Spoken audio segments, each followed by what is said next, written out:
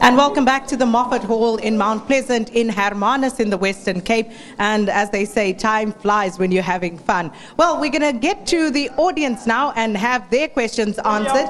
But I'm going to have to appeal to you, please, short, sharp, don't tell us stories. Just get to the question. And same appeal to the panel. When the question is put to you, please just answer the question. Let's try and avoid the long stories. And if any of you have any residual issues that you want to raise, try and factor it into the responses that will be coming up. All right, please, your name and question. My name is Achikas. My question is directed at the DA's premier candidate. What is your plan on jobs and on policing? Question to the future president of South Africa, the good leader Patricia de Lille. Your fight with the DA are largely centered around your attempt to bring affordable housing into the inner city so that the people are closer to jobs, transport, and become more integrated. Once again, in Hermanus, under the DA, we have not seen inclusive cities being built. What's your position on how we can achieve in good? All right, thank you. My name is Nosipho Makamba Boja. My question is directed to the EFF. We've got beautiful policies in the EFF, so I need to understand how the EFF is going to finance those policies. We know for a fact that we have land occupation without conservation, and most people are talking about what are we going to do about the land. Can you enlighten us on that issue? Thank you very much. Thank you. My name is Temba Tebele from the NC. My question is directed to Comrade Rasool. The rate of poverty, landlessness, and the lack of housing, poor health services by the DA governing Western Cape is escalating. What is the plan of the ANC to rectify all that? Thank you. Right. Let me park it there. Let's answer those questions, and then we'll move on to the next few. Starting with the DA. Okay, thank you very much. So the question around jobs, and obviously we will continue doing what we've been doing. It's getting red tape cut, making it easy to open businesses, making sure there's a good supply of skills, creating an ecosystem and an environment that attracts investment into the economy, because that's how you create the jobs.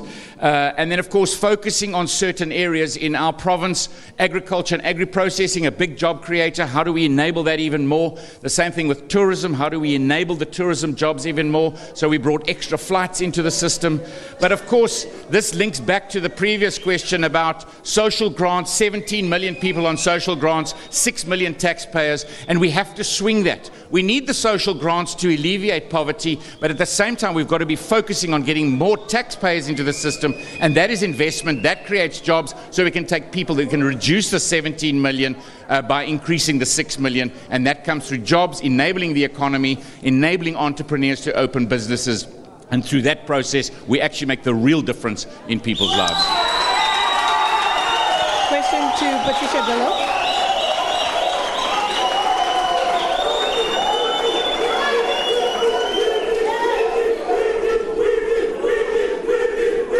Thank you. Thank you, DA. Thank you. Now. Mr. Lille?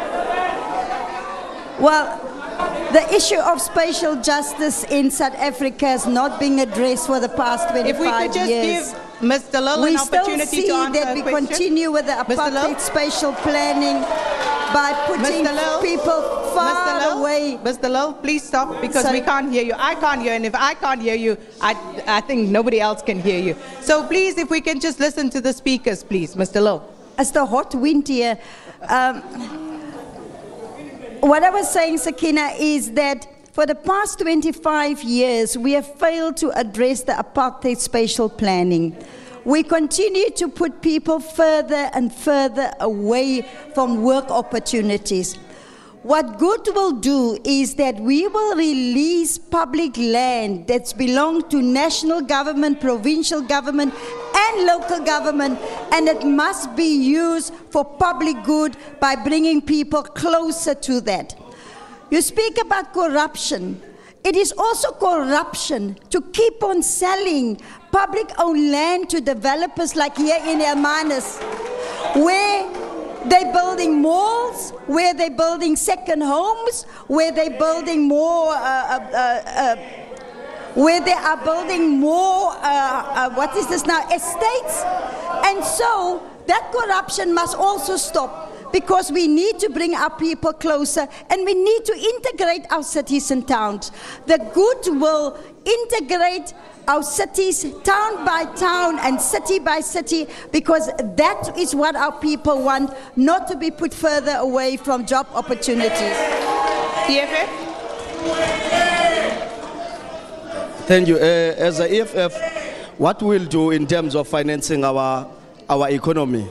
First of all, we will definitely reduce the tax and ensure that VAT is reduced to the original 14%, which it was, which would mean that our people would have the buying power and then would be able to increase the economy in so doing. And then in terms of land redistribution process, the issue of land will start with the fact that the state will be the ones that is doing the custodianship of the land, but we will be able to have a process where we'll assess first what is the need that needs to be done, and then we'll also have a land council that will be dealing with all the land disputes and all the processes of land redistribution, and we will ensure that we prioritize youth, women and people with disability, so that they would also have access to land and be able to be part and parcel of the mainstream economy.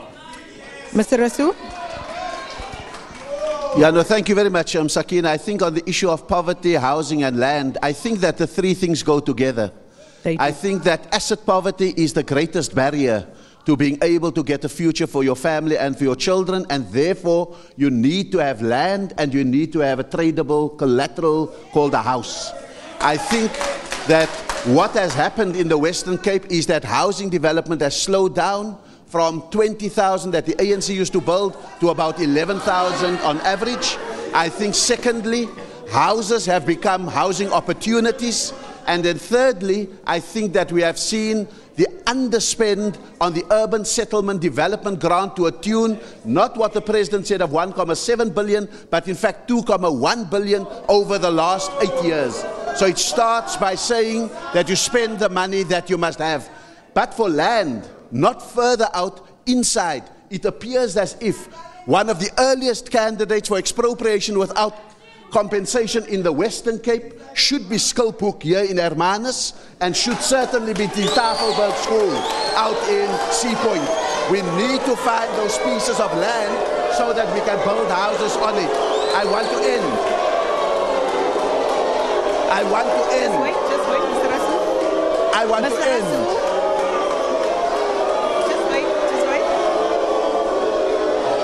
You see, last week when we made a similar point, Helen Zille booed on Twitter by suddenly saying, brown envelope.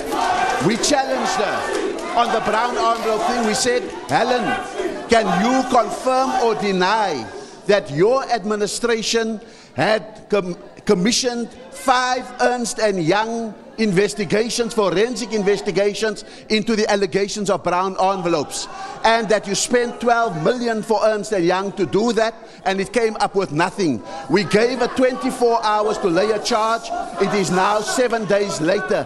So this only comes in when you are speaking the truth and when you are pushing them back. But I'm saying we will have expropriation without compensation with Skilpoek. We will have it with Tafelberg. We will have it with portions of Somerset Hospital land and so forth, so that we can bring blacks back to the city.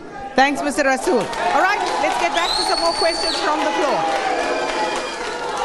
Ladies and gentlemen, we're running out of time, so can we please just keep it down and take some more questions? You're up, sir.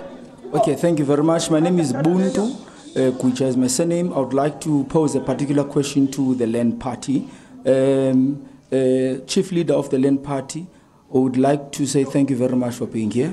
And secondly, I would like to ask a specific question that says to you, what is your policy saying in respect of your open and reform? And what does that policy mean when you implement it? Obviously, it will mean, depending on what your constitution says, but in particular, what is your stance in respect to those that are supporting the Israelis that are sitting right next to me, including the VPS looters that are next to you, let alone the guys that are sitting next to you? My question is very simple. Your stance on corruption. Okay. Your stance on corruption. We got you. We got the question, sir. Yeah. Thank you. All right, next person. Good morning, Zakina. Good morning, everyone in the panel. I'm battling to hear the question from the floor. Continue, sir. As I have greeted, good morning, everyone. My name is Servant Kainwa from African Transformation Movement. My question is to the premier candidate of the DA. ATM, as you might have listened, is a solution-driven organization than putting hurdles on people who need to do delivery. Now, my question is that, Mr. Winde, when are you going to start as a DA releasing the pieces of land that is owned by the majority, by the minority race in the Western Cape? Because most of the land, almost 100% of the farmland is owned by the minority, and the majority of the people in the Western Cape have no access in the farmland, have no access in the industrial land. When are you going to start surrendering some of that land? Thank you. Thank you. Sir. Next question. Good morning, Sakina and the listeners. High morale, high discipline. My question is directed to the PAC. At the moment, the buzzword is about corruption. You know, we've got commissions of this and commissions of what.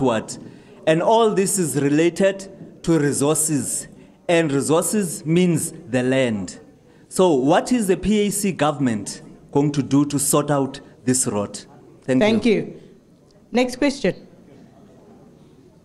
Good morning, my name is Edwin Brooks, and I'm representing the ACDP in Hermanus and the Overstrand.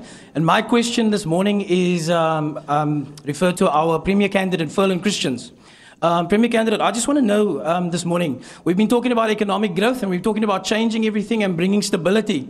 We cannot bring stability within our communities unless crime and corruption is brought under control. I want to know this morning, what is the ACDP's plan to put the power back into the community's hands to look after themselves without having to call on the gangsters and on the army to come and sort things out? The DA has had 10 years to fix problems within our community. They have failed dismally. All right, and as I give you a moment to reflect on these questions, we'll answer them after the break.